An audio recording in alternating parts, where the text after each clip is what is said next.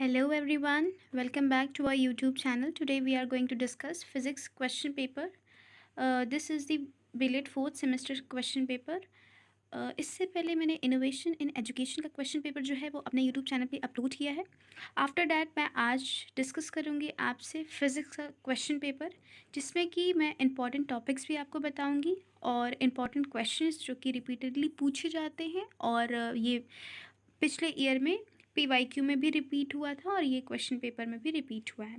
सो आपको जैसे कि पता है कि 10 क्वेश्चंस आपको दिए जाते हैं क्वेश्चन पेपर में और आउट ऑफ 10 आपको 5 अटेम्प्ट करने होते हैं। तो जो आपको इजी लगे, जो आपको आते हैं, आप वही क्वेश्चन अच्छे से अटेम्प्ट करिएगा। पिछली बार में बहुत क्वेश्चन बच्चे बोल रहे थे कि आउट ऑफ सिलेबस है या क्वेश्चन जो है वो सिलेबस से मैच नहीं हो रहे हैं, वॉट एवर इट इज़।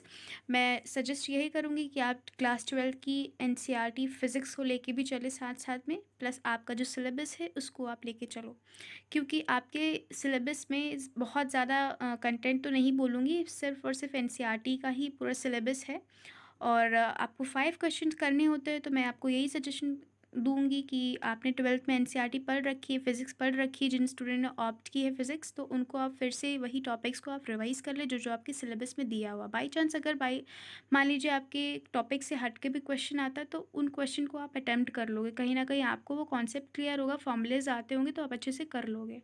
तो चलिए बिना टाइम वेस्ट करें हम डिस्कस करते हैं अपने क्वेश्चन को। फर्स्ट क्वेश्चन है हमारा, write down the rules of image formation by spherical mirror show formation of image by रे diagram when object is.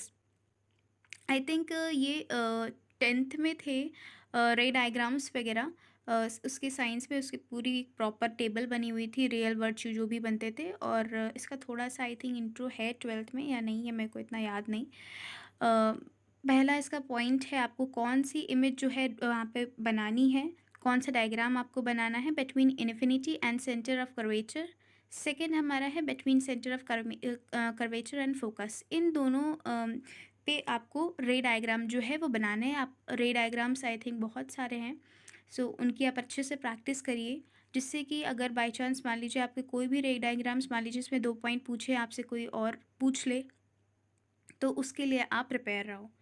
Next question है हमारा, एक्सप्लेन क्रिटिकल एंगल। ये हमारा हिंदी में है, जो स्टूडेंट्स हिंदी में लैंग्वेज है उनकी, आप ये आपके लिए है, गोलीय दर्पण द्वारा प्रबंधित बनने के नियम लिखिए।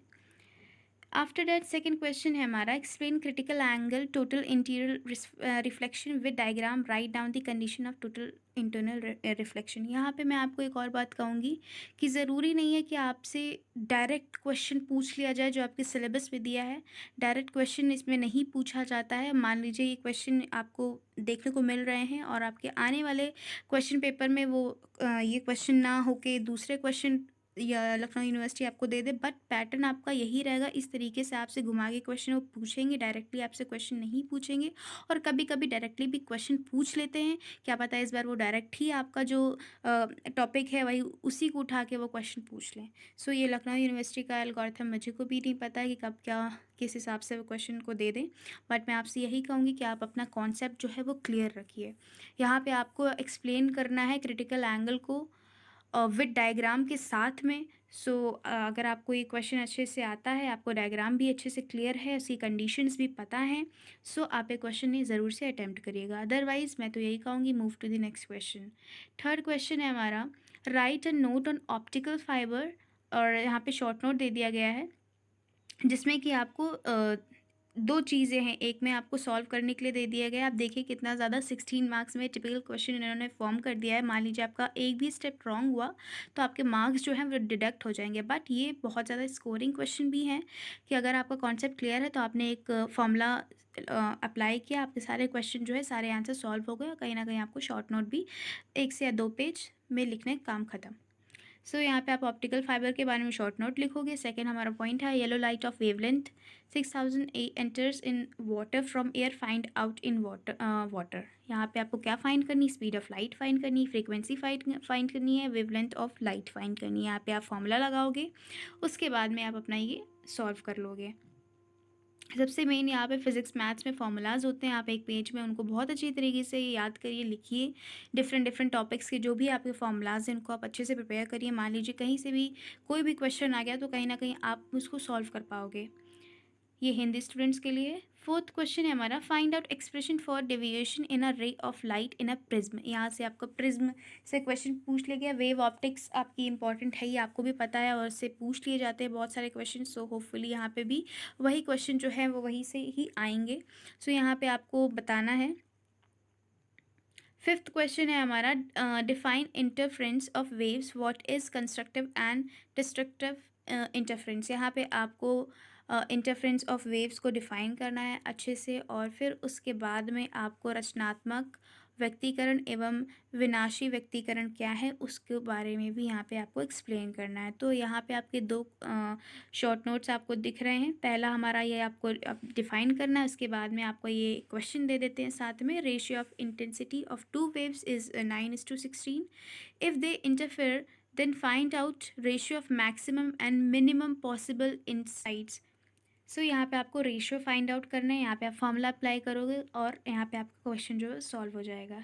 ज़रूर से आप याद करिए कि अगर शॉर्ट नोट आएगा तो एक में आपका कहीं ना कहीं थ्योरी वाइज पूछ लेगा कि इसको आप डिफ़ाइन करो या क्या होती है, तो आपका 2 पेज में वो डिफ़ाइन हो जाएगा। सेकंड जो आपका पॉइंट रहेगा उसमें आपको क्वेश्चन दे देगा, फॉर्मूला बेस्ड क्वेश्चन, और उसमें पार्ट्स में को आप पूछ ले, जैसे कि आपने प्रीवियस उसमें क्वेश्चन देखा था कि वेवलेंथ फ्रीक्वेंसी सब पूछ लिया था, और इसमें भी आपका अगेन से एक क्वेश्चन और साथ में आपका एक थ्योरी वाला क्वेश्चन। सिक्स क्वेश्चन है हमारा, write down Coulomb's law and deduce an expression for electric force between two charges defined 1 coulomb unit of charge. जितने भी आपके लॉज हैं, न्यूटन्स लॉ, कोलम्स लॉ, ये आप बहुत ही टिप्स पे रखिए आप, जिससे कि आपके कॉन्सेप्ट क्लियर हो, लॉ क्लियर हो। बाई चांस डायरेक्टली कभी कभी लॉ भी पूछ लेता है कि what is Coulomb's law, define it's, कह सकते हैं कि यूनिट्स, एंड बहुत सारे क्वेश्चन जो है वो आ जाते हैं बन के, क्योंकि फ़िज़िक्स वैसे ही ब्रॉड है एक अपने में। सो ये नहीं पता है कि किस तरीके से क्वेश्चन फॉर्म हो जाए। आपको अगर कॉन्सेप्ट क्लियर है तो आप सब चीज़ कर लोगे। सबसे पहले आपको ये करना है, आपको फॉर्मूले सारे पता होने चाहिए, अच्छे से प्रिपेयर होने चाहिए, और आपके जो लॉज हैं टिप्स पे होने चाहिए। आपको बिल्कुल भी कन्फ्यूज़ नहीं होना चाहिए, और आपके इनके जो डायग्राम्स हैं वो भी बहुत अच्छे से प्रिपेयर होने चाहिए। अगेन यहाँ पे देखिए ये 2 पार्ट्स में डिवाइड कर दिया गया है क्वेश्चन को। सेकंड पार्ट हमारा है, charge conductor has 4,000 electrons extra, find out the total charge on the conductor and nature of charge. यहाँ पे आपको कोलम्स लॉ से ही देखिए आपका ये क्वेश्चन भी यहाँ पे पूछ लिए गए। यहाँ पे आपकी इसकी वैल्यू भी गिवन है। आपको अगर आता है फॉर्मूला तो आप ज़रूर से इसको अटेम्प्ट करिएगा। सेवन्थ क्वेश्चन है हमारा, magnet what is magnetic flux. ये एफ है, ये आपको पी नज़र आ रहा है थोड़ा सा ब्लर होने की उसकी वजह से, बट ये फ्लक्स है। तो इससे आप क्या समझते हैं इसको आप अच्छे से एक्सप्लेन करिए। सेकंड हमारा इसी पार्ट है, इसी पार्ट में इंक्लूड है। In the given diagram if capacitors are connected in series and charge by a battery of 100 volt potential, then find out charge and potential difference in each capacitor. यहाँ पे आपको charge find out करना है और potential difference जो है capacitors के बीच में वो आपको फाइंड आउट करना है। ये आपका डायग्राम है, आप डायग्राम अच्छे से देख लीजिए, और इन पे बेस्ड कैपेसिटर और पोटेंशियल डिफरेंस पे बेस्ड जो है वो क्वेश्चन ज़्यादातर पूछ लिए जाते हैं। सो जैसे कि आप देख सकते हैं इसमें क्वेश्चन एक ना एक आ जाता है, तो इसको भी आप अच्छे से प्रिपेयर करिए।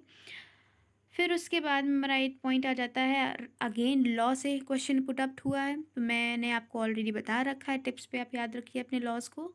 सो राइट डाउन, अब देखिए इसमें एक क्वेश्चन है फ्राडे लॉ का, इसी से रिलेटेड आपको देखिए क्वेश्चन भी होगा।